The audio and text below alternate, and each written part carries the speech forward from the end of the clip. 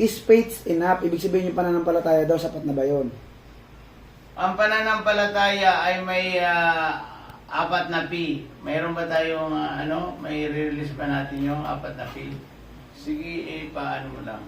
Papakita ko sa iyo, Yuan.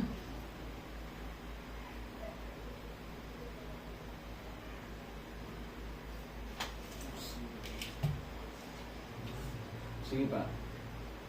Sige pa. Yan na, yan na. Ayan. Yan, Yuan.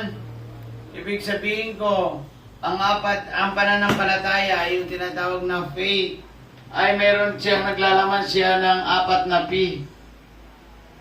Ibig sabihin pagsisisi, pagtalikod sa kasalanan, pagtanggap kay Yesu Kristo, at pagsulat ng iyong pangalan sa aklat ng buhay. Iyan ay may mga talata na, Yuan.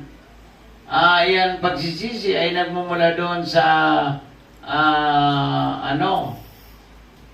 Mateo chapter 4 verse 17. Yan pagtalikod ay nandyan sa Lucas chapter 15 verse 10. Yan naman pagtanggap kay Kristo para maligtas ka ay nasa Juan chapter 1 verse 12.